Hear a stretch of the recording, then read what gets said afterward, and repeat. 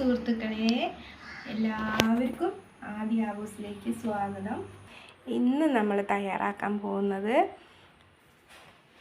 വൻപയർ ഓലൻ എങ്ങനെയാണ് ഉണ്ടാക്കുക എന്നുള്ളത് നമുക്ക് നോക്കാം. വളരെ സിമ്പിളാണ്, ചെറിയ കുട്ടികൾക്ക് വരെ ഉണ്ടാക്കാവുന്നതാണ്.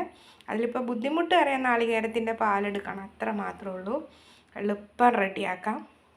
വൻപയർ, അതിന് വേണ്ട സാധനങ്ങളാണ് വൻപയർ, കുമ്പളങ്ങ ചെറുതായിട്ട് കഷ്ണം മുറിച്ചത്, കറിവേപ്പില, നാളികേരത്തിൻ്റെ പാല്, പച്ചമുളക്, വെളിച്ചെണ്ണ.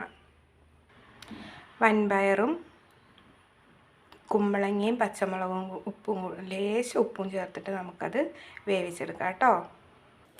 നമ്മുടെ വൻപയറും കുമ്പളങ്ങയും പച്ചമുളകും ഉപ്പും റെഡിയായി വെന്ത് വന്നിട്ടുണ്ട്.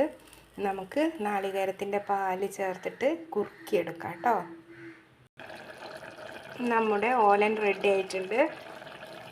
വെന്ത് വന്ന വൻപയറിലേക്കും കുമ്പളങ്ങയിലേക്കും നമ്മൾ കറിവേപ്പില ഇട്ട് വെളിച്ചെണ്ണ ഒഴിച്ച്, പച്ച വെളിച്ചെണ്ണ ഒഴിച്ചിട്ട് നമ്മൾ ഓഫാക്കി എടുക്കുകയാണ്. നമ്മുടെ നല്ല ടേസ്റ്റി ആയിട്ടുള്ള ഓലൻ റെഡി ആയിട്ടുണ്ട്.